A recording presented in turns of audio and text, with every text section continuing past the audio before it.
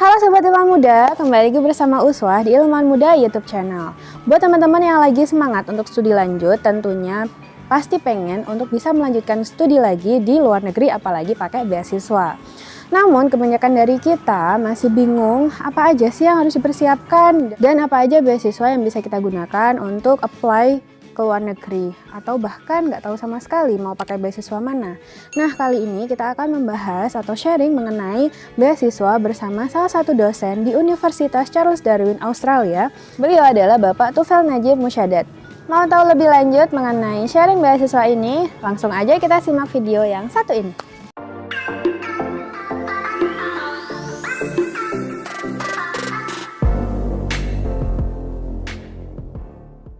Beberapa pertanyaan yang sering kali muncul di benak teman-teman yang ingin mengikuti seleksi beasiswa luar negeri. Pertanyaan yang pertama, ada apa aja sih macam beasiswa yang bisa kita apply untuk studi lanjut di luar negeri?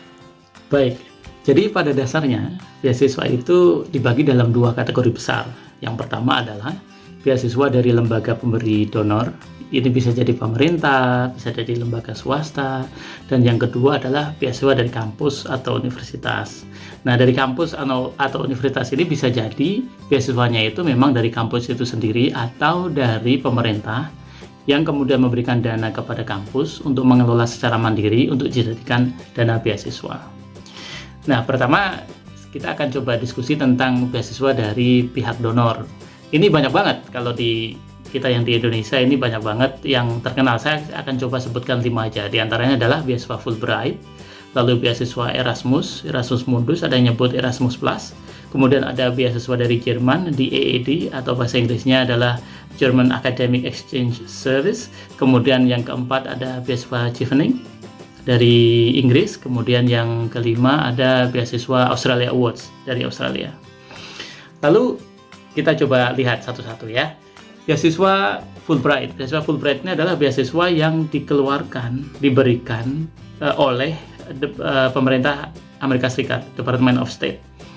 Dan beasiswa Fulbright ini menjadi salah satu beasiswa luar negeri dengan reputasi yang sangat global. Jadi beasiswa pemerintah AS ini ditawarkan kurang lebih dari 150-an negara dengan sekitar 88 ribuan beasiswa dialokasikan setiap tahun.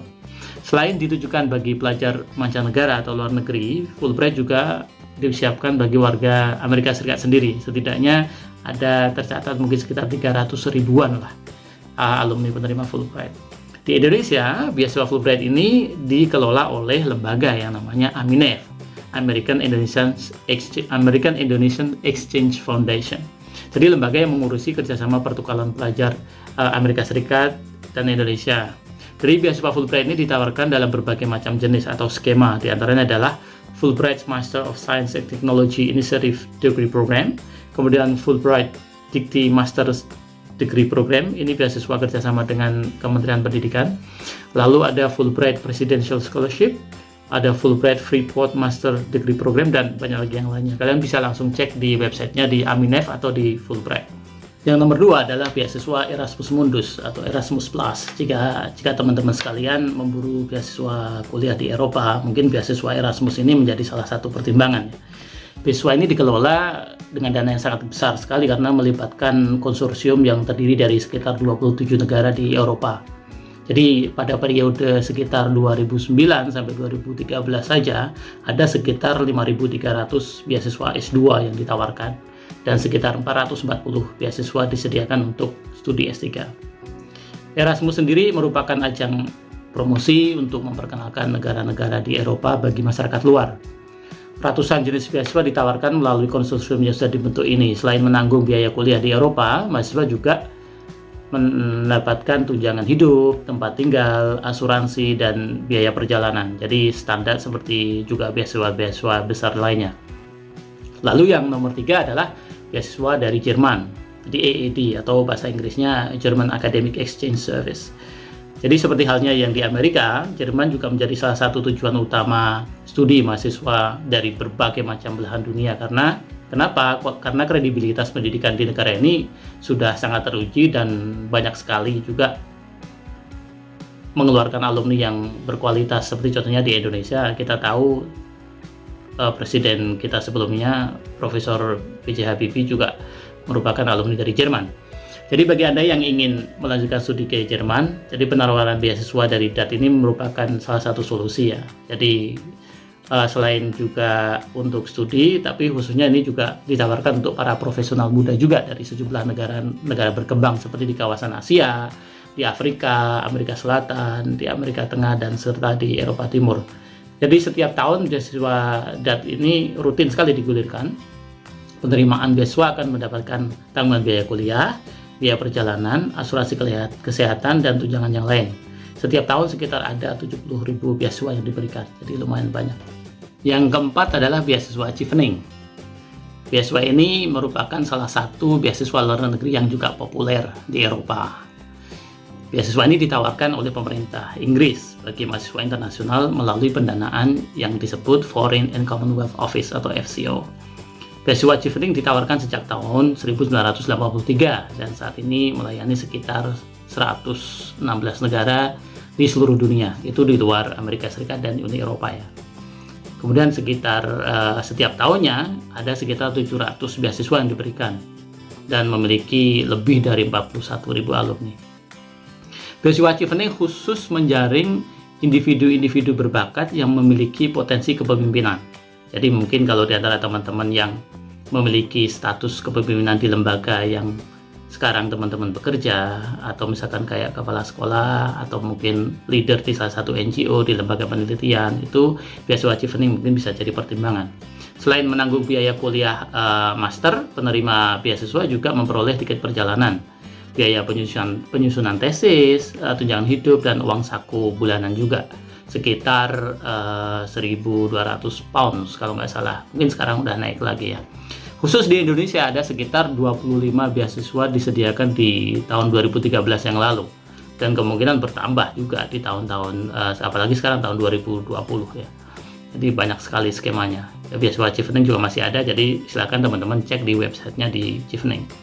Lalu yang terakhir yang saya agak excited karena kebetulan saya juga pernah menjadi pengelola, jadi bekerja di lembaga swasta yang pernah menjadi pengelola salah satu beasiswa yang di Australia yang sekarang sudah tidak ada lagi sayangnya. Sekarang menjadi namanya Australia Awards.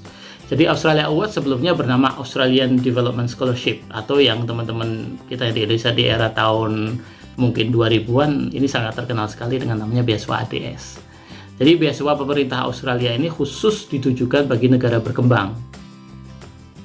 Dan ini terbuka bagi mahasiswa asal dari Indonesia, dari Asia Timur, dari Afrika Utara, dari Timur Tengah, Amerika Latin, termasuk juga dari Pasifik, Asia Selatan, dan Papua Nugini. Jadi di situ kalau kalian masuk di websitenya Australia Awards itu ada beberapa negara yang eligible untuk mendaftar. Lalu juga beasiswa Australia Awards ini dikelola oleh lembaga namanya AusAid yang sudah sejak tahun 1950 berdiri. Nah, di Indonesia, beasiswa Australia Awards ini ditawarkan untuk level studi S2 dan S3 dengan pilihan kuliah di sejumlah universitas di Australia. Penerima beasiswa akan mendapatkan tanggungan biaya kuliah, kemudian tunjangan hidup, pelatihan bahasa Inggris juga yang sering disebut dengan English for Academic Purpose, tapi masing-masing kampus beda namanya ya. Tapi intinya pelatihan bahasa Inggris, kemudian asuransi kesehatan, juga untuk tempat tinggal, tiket perjalanan, dan beberapa fasilitas yang lain. Beasiswa ini rutin digulirkan setiap tahun dan Indonesia menjadi salah satu prioritas bagi Australia.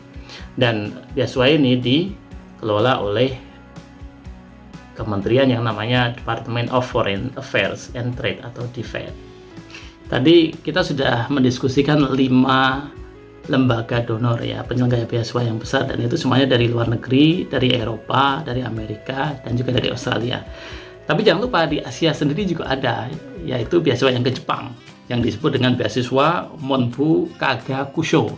Semoga saya bisa spellingnya dengan benar.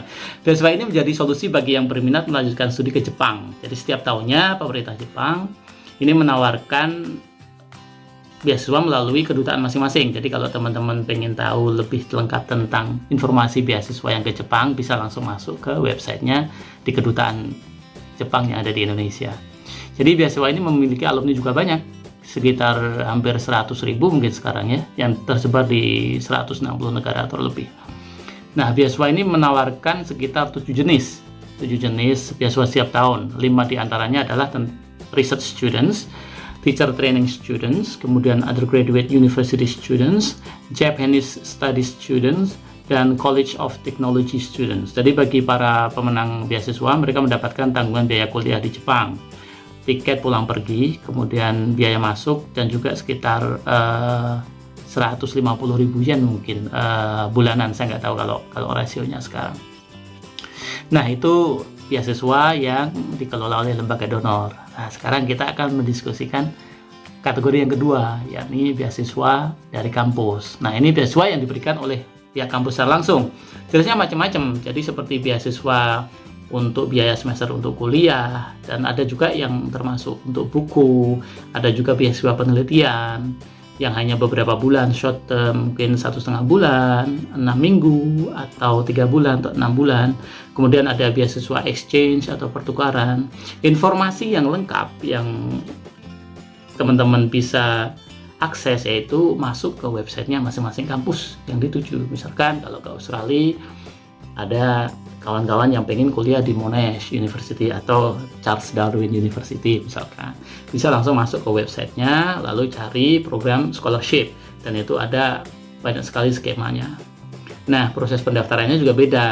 Jadi kalau tadi itu beasiswa dari donor, itu teman-teman sekalian mendaftar langsung ke pihak donor. Jadi nanti pihak donor yang akan menyeleksi, kemudian memberikan penawaran, dan kemudian mungkin juga bisa jadi menawarkan kampus-kampus pilihan yang sesuai dengan mereka. Jadi masing-masing beda prosesnya ya, dan itu harus dicermati di masing-masing websitenya.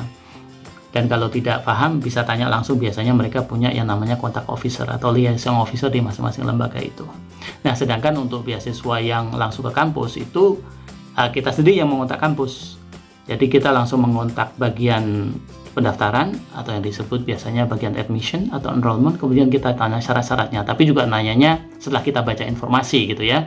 Kita baca informasi, kita tahu lengkap, kemudian kalau ada pertanyaan baru kita tanya. Jangan kemudian pertanyaannya kita email, oh saya pengen kuliah di sini, tolong dong informasinya. Saya kira itu bukan langkah yang bagus ya, karena kita harus melakukan riset dulu sebelum kita kemudian melakukan pendaftaran.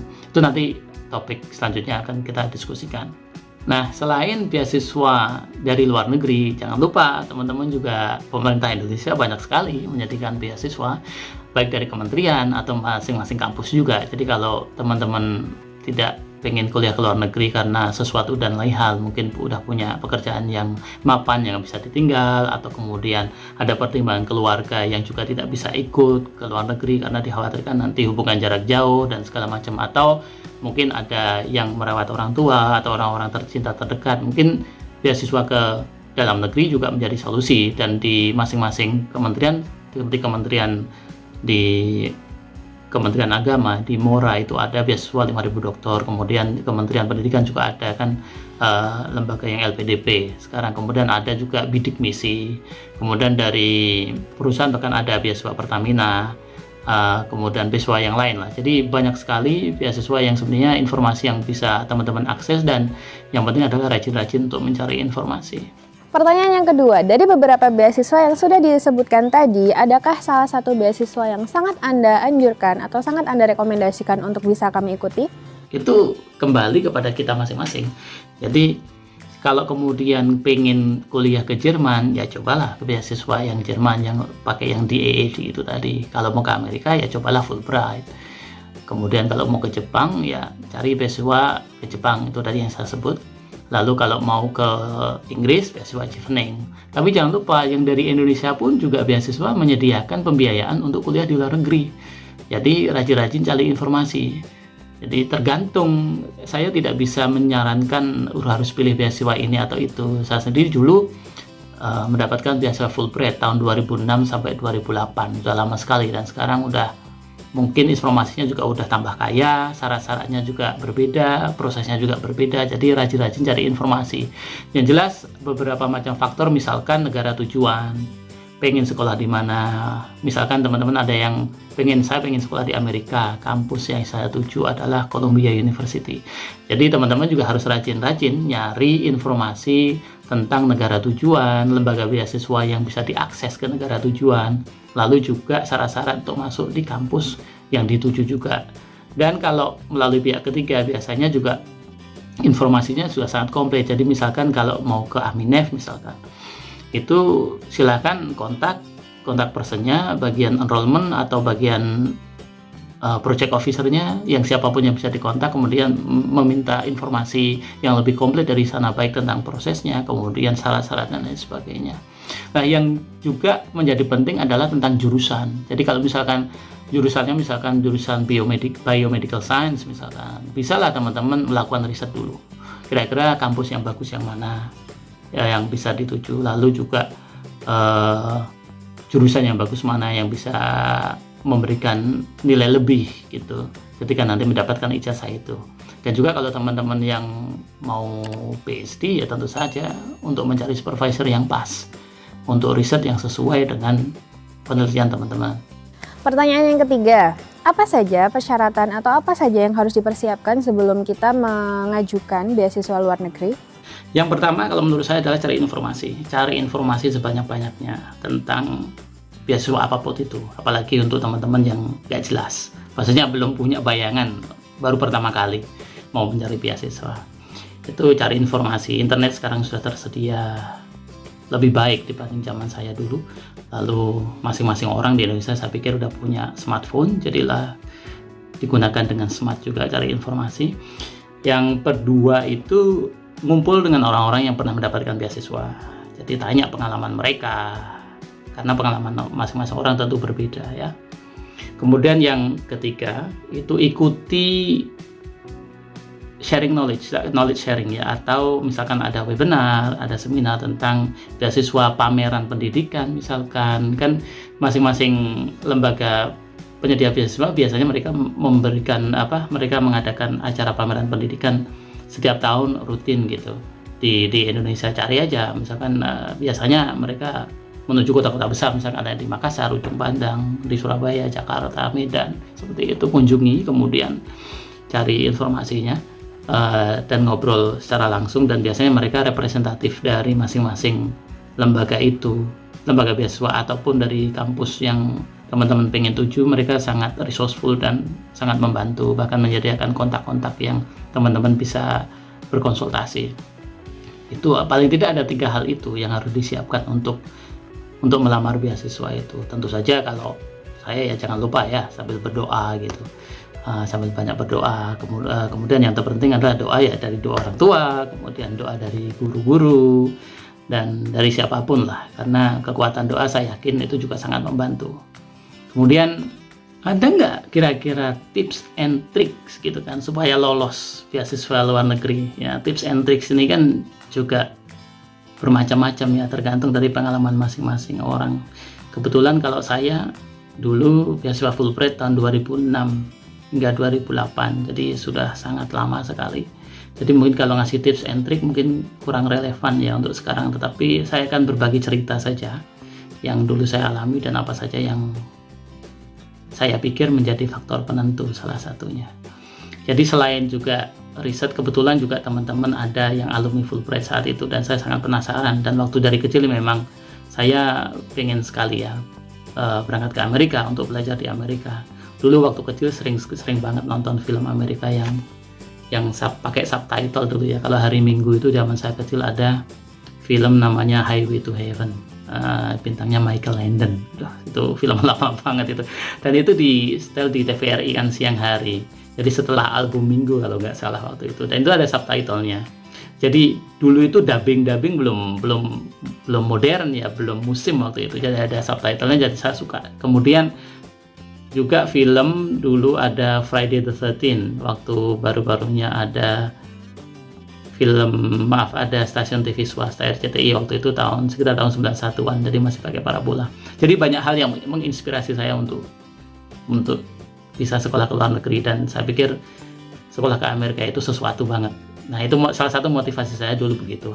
Lalu kemudian selain juga bergaul dengan teman-teman yang ke luar negeri, kemudian ada juga saudara yang juga alumni Australia. Jadi saya banyak sekali berdiskusi dengan beliau-beliau, dan mungkin beliau-beliau itu nggak sadar kalau beliau-beliau itu menjadi inspirasi saya ketika waktu itu daftar beasiswa ya. Lalu kemudian selain mencari informasi yang banyak, itu juga tentang penulisan purpose of study ya, study purpose atau personal statement. Itu dua hal yang berbeda. Dari purpose of study itu menceritakan tentang apa yang ingin kita lakukan nanti ketika kita sekolah di luar negeri, bidang studi apa, kemudian kalau mau nanti setelah lulus mau ngapain gitu, kira-kira gitu. Personal statement lebih pada pengalaman kita, kenapa kita pengen sekolah ke luar negeri. Jadi teman-teman harus mempelajari dua hal itu, personal statement sama study objektif, karena itu juga menentukan ketika nanti pihak komite penyeleksi itu membandingkan antara lamaran kita dengan lamaran orang lain.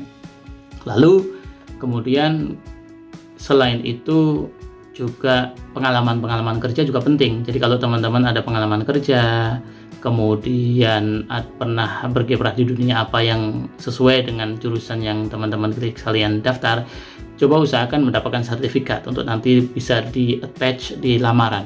Kalau sekarang rata-rata kan online, bisa di-attach ke attachment-nya. Jadi semakin banyak kita punya itu akan menambah bobot ketika nanti di seleksi yang akhir. Lalu kemudian juga tidak kalah pentingnya adalah tentang referee. Referee saya pikir juga penting, karena referee ini menentukan dia itu siapa.